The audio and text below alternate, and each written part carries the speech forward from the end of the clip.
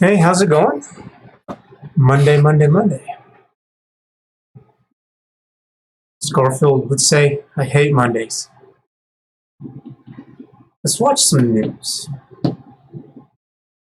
I have a couple of things lined up. I'll have links in the description below for any videos that I look over. One of the things that have been making the rounds is this stuff with Amazon, and they had some kind of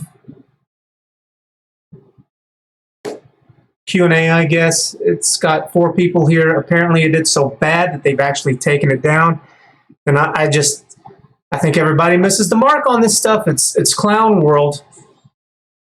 Because just, I don't know. I don't know. Something's just off with something. I don't know.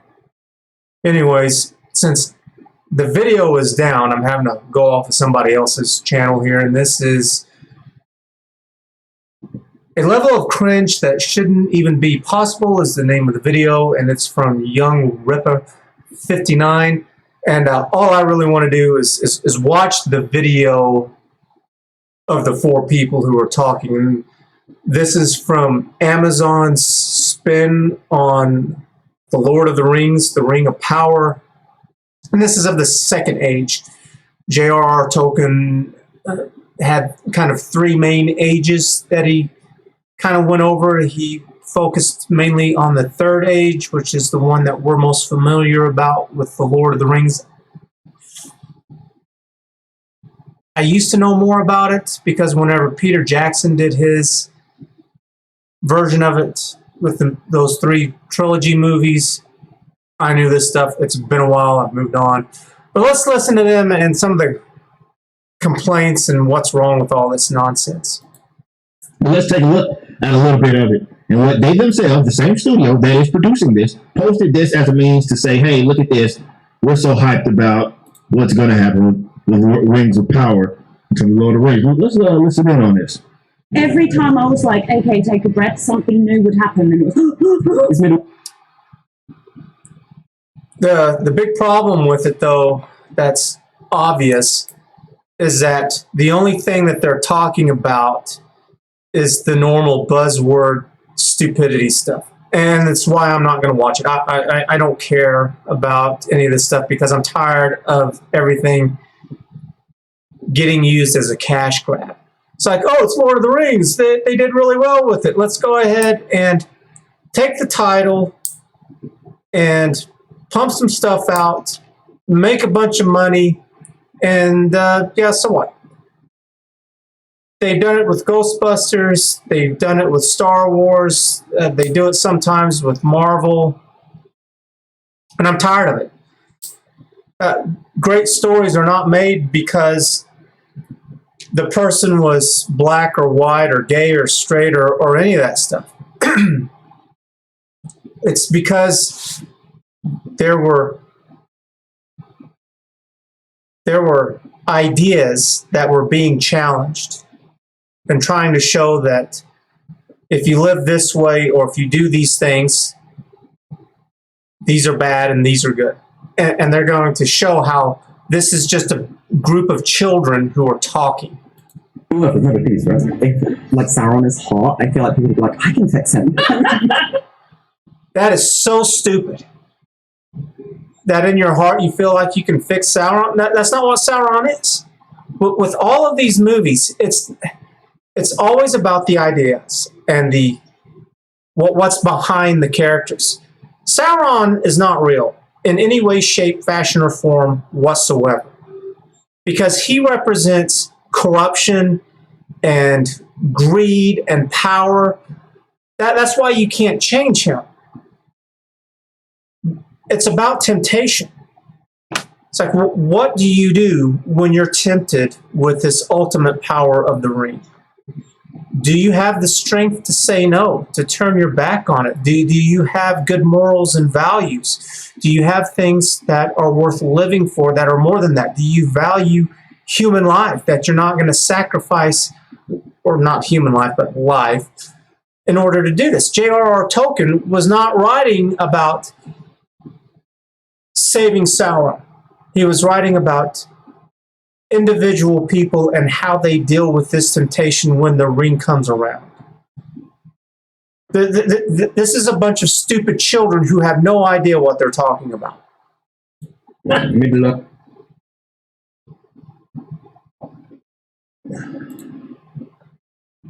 The book, The Lord of the Rings, it was the #1 selling book for a couple of decades.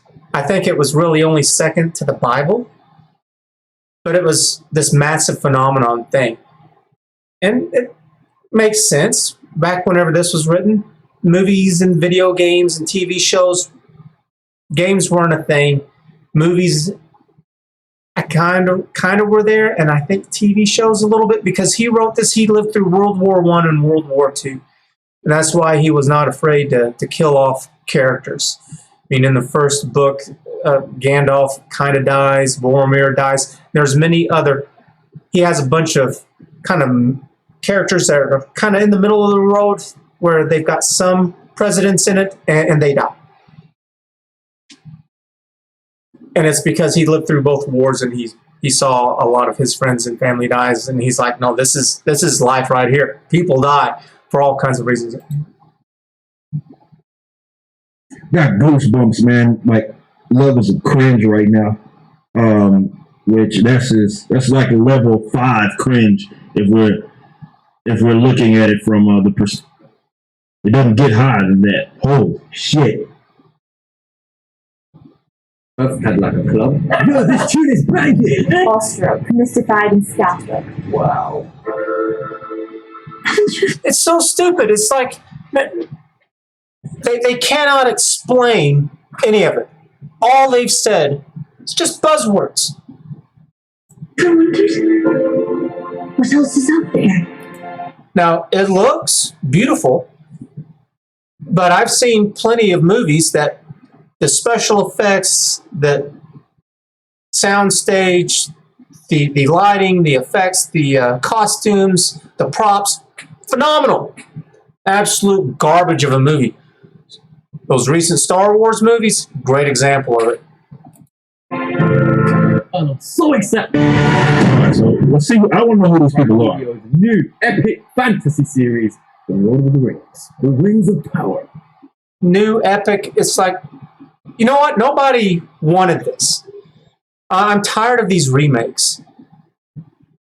It's like the reason why some of these things were so good and so wonderful is because the formula was put together in a way that made it happen. And you can't change that. Another good example of this is J.R.R. Martin with the writing and the works of A Song of Wind and Fire or something like that. Game of Thrones is what it is. The book's a different name, and then he's got a different name for the show. And whenever they got to the last season or two, he hadn't written the books yet. And so it was the directors who just kind of filled in, and they just crashed and burned with it. You know why?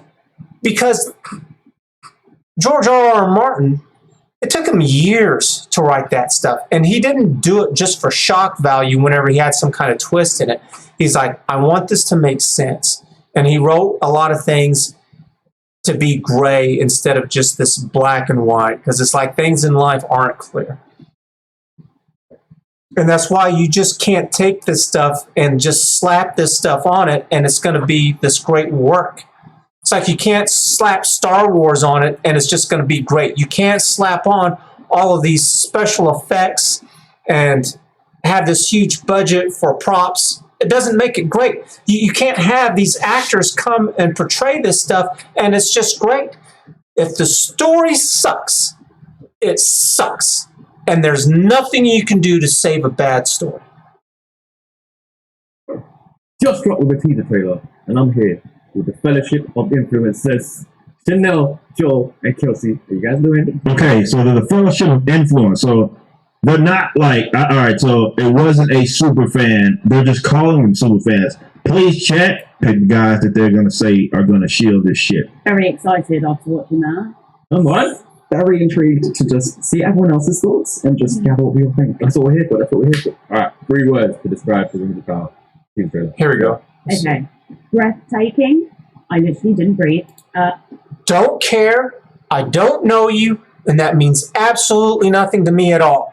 It's like, again, yeah, the visual effects, they might be extremely beautiful, and she's probably talking breathtaking about her own personal experience with this, because it's like, yeah, it would be exciting to be a part of any large project like this, no matter what it was. It's like, wow, really, we're doing this? It's like, yeah, whether if it was like technology with robots or curing some horrible disease, and you've got all these people, and it's just go. Exhilarating and intriguing. I didn't know. It's like 3 words to describe it, but you should also define why. That means nothing. It's just buzzwords. It's stupid. If you can't explain why, it means nothing. She has said nothing. Because you know what? It's not like she's some kind of acclaimed writer. It's not like this is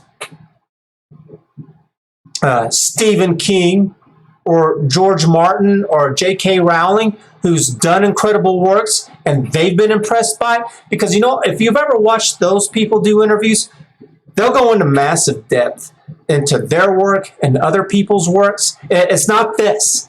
This is the dialogue of children.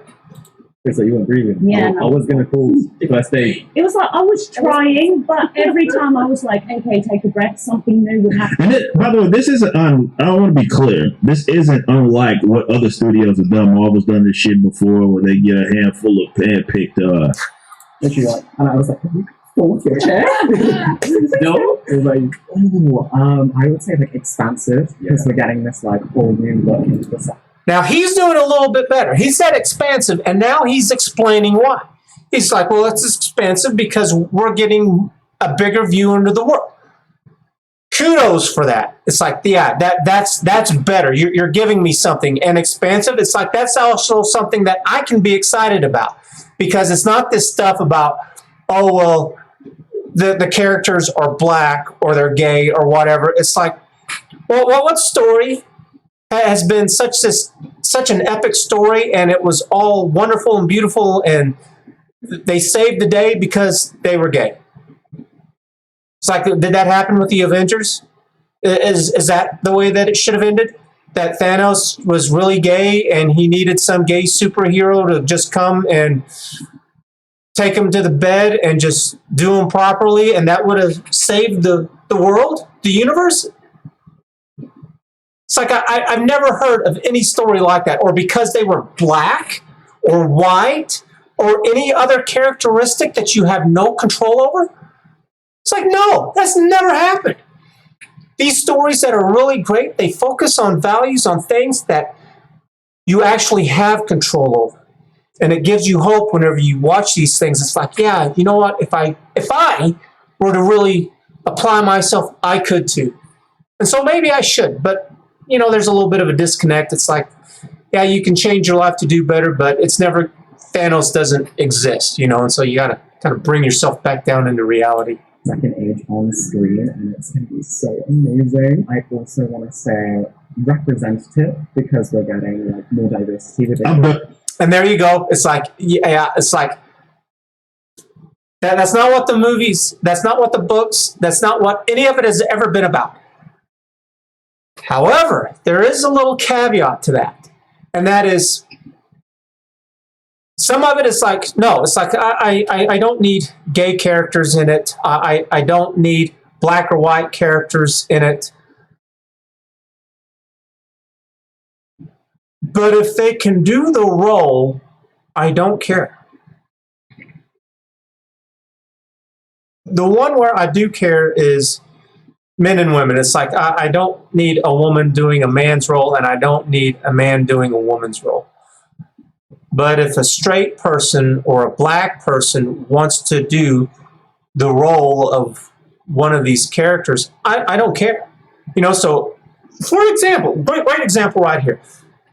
I don't know, but this guy strikes me as being gay, and with everything that I've heard, he probably is, because that's what they're going for, the normal buzzword tropes, you know, of gay and black and whatever, you know, and, you know, as long as you're not a straight white male.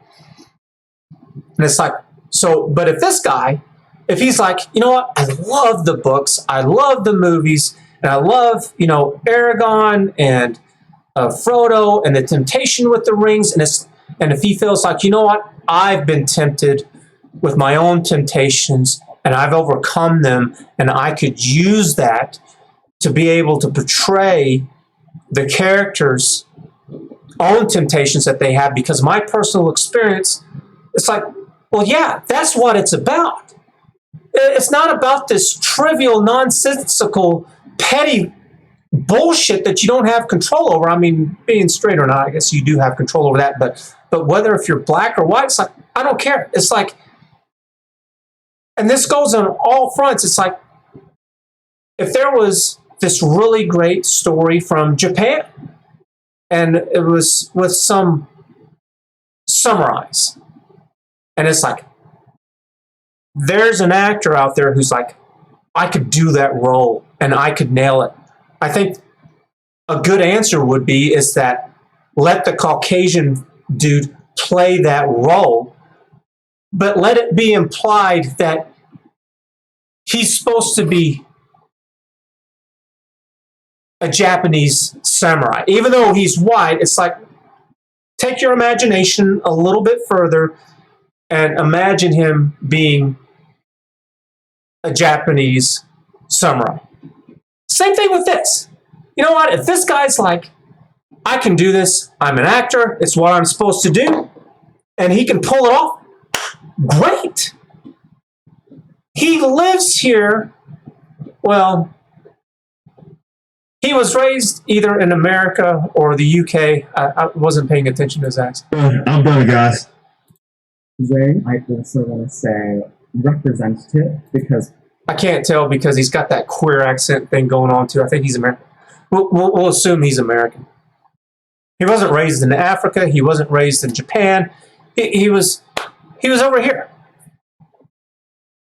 Should he not be able to do his thing to be an actor? It's like that's literally what they're supposed to do. Now, I have a problem though with gender swapping because it's like you're completely gone with that. It's like me being able to go and act what it's like to be pregnant and to give birth. It's like I don't have a damn idea how that is. I don't think about it. I'm never going to have to deal with it. It's completely oblivious to me. Same thing in reverse. No girl's going to tell me what it's like to have this thing between my legs. It's like you don't have a clue. Not one damn clue. Shut up. But playing a guy in this universe that has these values and these struggles, it's like, no, now that's something he could get behind. He is a guy. He's going to have these struggles. Yeah, sure.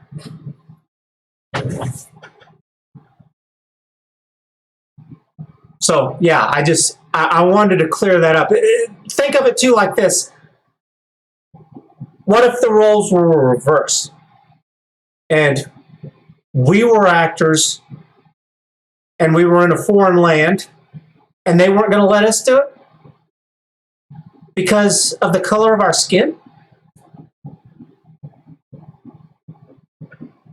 What about what Bollywood? Isn't that what they call their version of Hollywood in India? And it's a big thing. They really like their movies and singing and dancing, and they have their own version of it. It's like, well, yeah, because they have over 1 billion people. They have so many people. If you were to take how many people we have in the U.S. and add 1 billion to it, that's their population.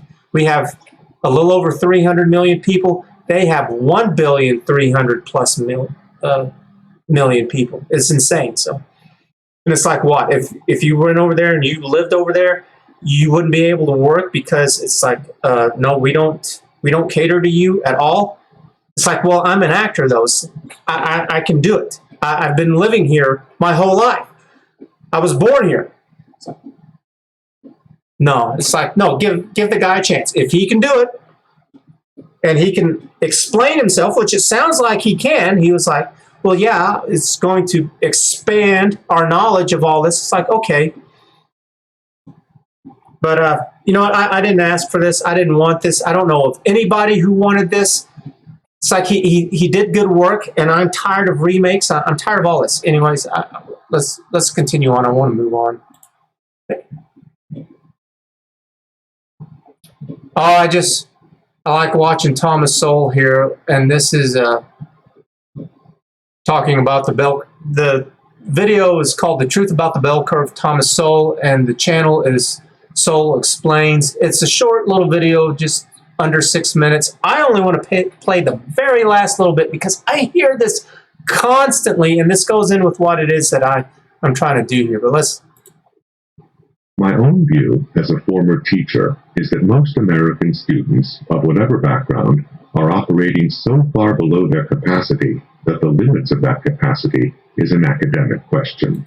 I've heard this with Jordan Peterson too, that it's that thing that he says is like, before you go out and tackle the world, try cleaning up your room. And he talks about it constantly whenever he was doing his clinical work, that there were all these really high successful lawyers that he dealt with. And it was like they were always fighting to be more productive, that they would go out. One of the examples that he gave was they would buy a microwave that would cook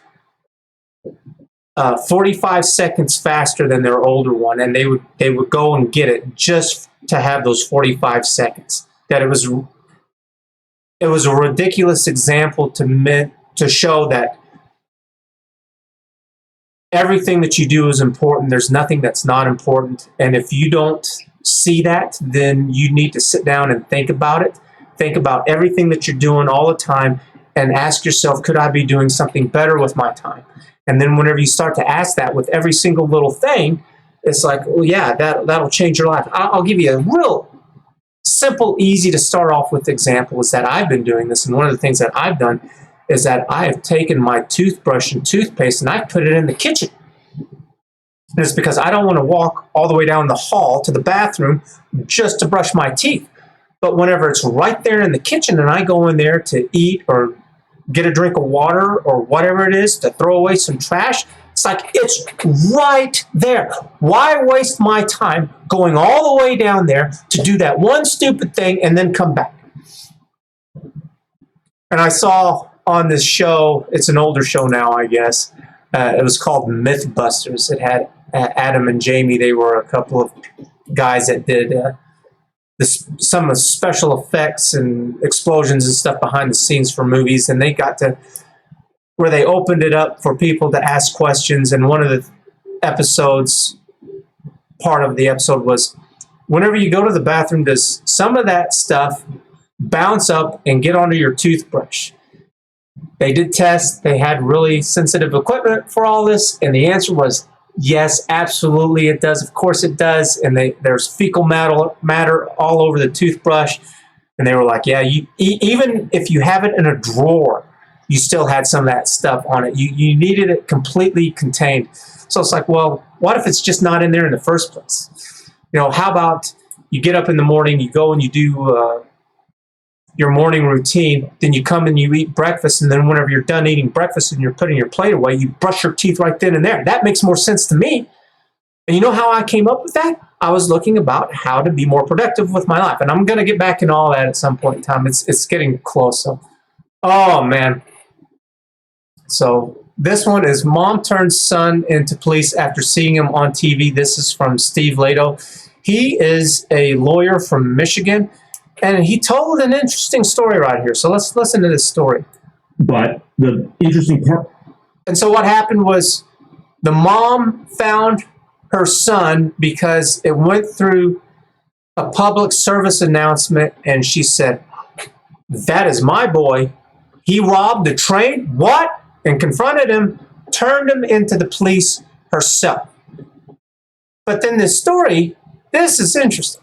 Part of the story is that we've often seen that where security cameras catch a glimpse of somebody. And it might be because it covered most of their face.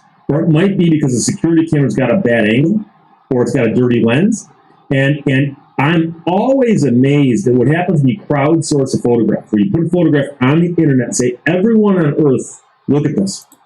And I had this happen on my phone where it'll beep at me and it'll tell me about some missing child alert thing. And apparently there's a way to turn it off. It's just I've never looked into it, and it doesn't happen too often. But it's like I don't know any of this stuff at all. I'm not going to look. I don't know. I don't care. I'm sorry, but it's like it happens all the time.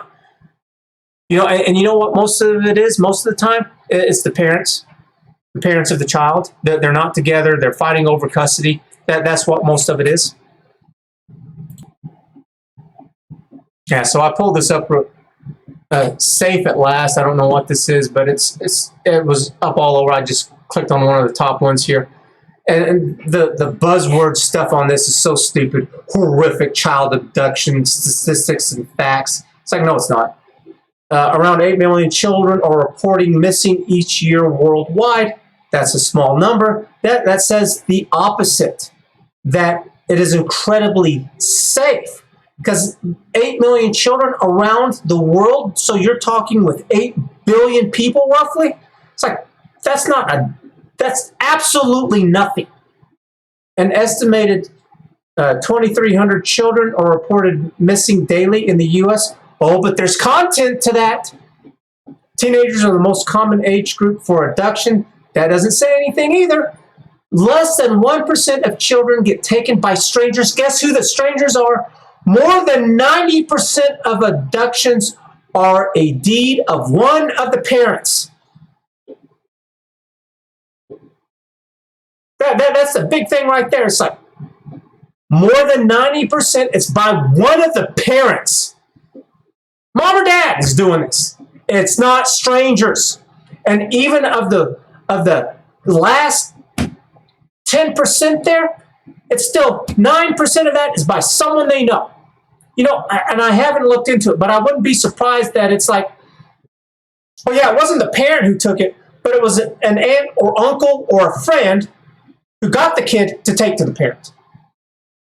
It's just, it's not strangers. If you think that, it's because you were like me, because I thought this too until I learned about this. I guess it's been a few years now, and they started going off on all this. And it's like, it's not by some random stranger with a van with candy waiting by a little schoolyard. That just doesn't happen at all. It's just complete fiction. It's such an anomaly. It's like you're more likely to get struck by lightning than to have that happen. It's ridiculous.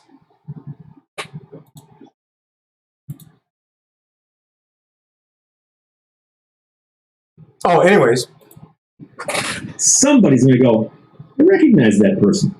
I recognize that car. It happens a lot too. Jalopnik does a lot of stories where there'll be a hit and run, for instance, in front of a store. The security camera will pick up a portion of the car, and they'll ask their audience, can anybody identify this car? And a lively and spirited debate will break out in this comment section below, where people say, it looks to me like it's a 2018 Sonata. And someone else come back, go, no. Couldn't be 2018 because of this. Look at this. And they'll be posting, they got, and I've seen this in several other places also, but these discussions where people are posting photographs and links going, no, it's this, no, it's this. And finally they narrow it down. And I've seen crimes that got solved because they narrowed it down to some specific car. And so when they post a photograph of somebody who's got their entire face covered, but all they've got is their eyes. Wow. And they put that photograph on the internet and say, if anybody recognizes this man, give us a call. I always look at that and go, seriously? From looking at this face, you're going to recognize somebody? Well, a mom would, and a mom did. So I suspect they had a conversation before she grabbed him by the ear. And I just love it. This is just another case for why we just don't do this enough, and we should, and there is so much power with you, with us, with people. We don't need this insane, stupid police force, all these government agencies and regulations. We need freedom. We need the freedom to be able to pursue all of these things ourselves. There does need to be checks and balances, But you don't need like this stupid hammer dropped on you, pounding you what? And you know who's best at doing these checks and balances? It's not the government. Guess who it is again? Same answer as before. You. People. All of us. Capable of doing so much. The main arcing goal with this that I'm doing is freedom of expression, to express yourself in whatever ventures that you want to do.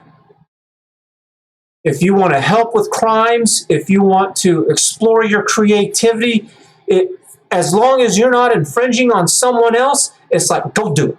Knock yourself out, whatever it is. And it's been shown repeatedly, and that authoritarianism just fails constantly, time after time after time again.